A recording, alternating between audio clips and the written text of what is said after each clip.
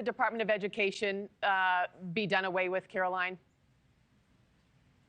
Well, it's, again, something that President Trump is talking about. I know our policy team is looking into exactly how we could do that, whether it can be done via executive action, whether we need Congress's help. But it's something that President Trump has talked a lot about, and so we'll see where it ends up. I wanted to talk about this federal worker buyout program. The president did see a win in court on Wednesday with a federal judge allowing his federal worker buyout program to move forward. You know, I think most everyone would acknowledge, wow, 8 months of pay is a generous runway to give these folks, but it doesn't seem to align with slashing wasteful spending to have these people get paid to not work. Does it contradict Trump's mission and Doge's mission? No, I don't think so, because we are saving taxpayers hundreds of millions of dollars with this buyout. In fact, I can confirm that more than 77,000 federal employees accepted this very generous buyout offer from the Trump administration. And so they will receive their 8 months of pay. But when you think about the overall cost that we would have had to pay to keep these people on the payroll when it comes to administrative costs, giving them the technology that they need, benefits, etc., we are saving the American taxpayers money at the end of the day.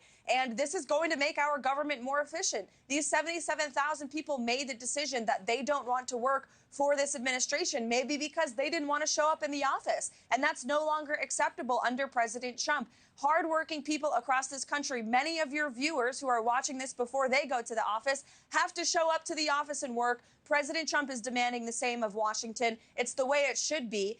And so congrats, I suppose, to the 77,000 people that get an 8-month vacation. But for the rest of the federal government, we're going to continue to show up to work to deliver on the promises President Trump made to the American people on the campaign trail. And speaking of the campaign trail, Karoline, as you know, President Trump won the election for two big reasons, the border and the economy. So let's talk about the economy, inflation right now. Prices are rising for Americans. The Labor Department sharing a 0.5% increase in inflation for January. That's the largest monthly increase since August of 2023. President Trump calls this Biden inflation.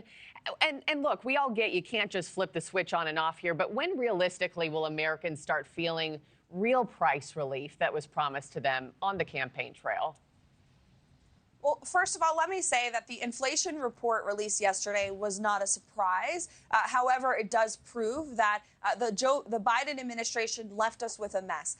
Inflation, this was the last report, the last inflation report from the Biden White House. And it shows that it's an indictment on their mismanagement of that crisis that was ongoing for the past 4 years. And so there's a lot of work to be done, but President Trump and our entire team are committed to doing it. And he already has taken significant steps to lower costs for American families. Number one, he signed an executive order to launch a massive deregulatory campaign. We know more regulation leads to higher inflation. President Trump also declared a national energy emergency. We are going to drill, baby, drill, just as he promised on the campaign trail and also committed to during his first term, which we know led to record low inflation. The president is also committed to historic tax cuts, which will ultimately put more money back into the pockets of the American people. And so there's a lot of work that's going on across the entire administration to put more money back in Americans' pockets and to drive down prices. As for a timeline, you know, it's the economy, it's the free market, but rest assured, this administration's doing all that we can.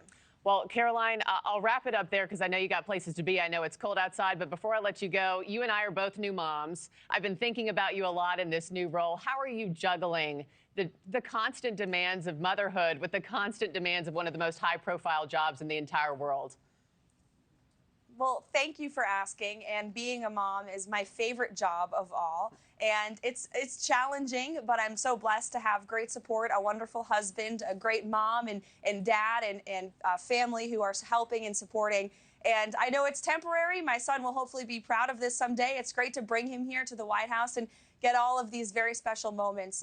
But it's an incredible time, a challenging one, but a very special one as well. I've been thinking about how you're juggling all of it, and appreciate your time this morning and thinking of you, White House Press Secretary Karoline Leavitt. Appreciate it. Thanks for watching, everybody. Go to joinnn.com to find NewsNation on your television provider. Also, don't forget to click that red subscribe button below to get more of NewsNation's fact-driven, unbiased coverage.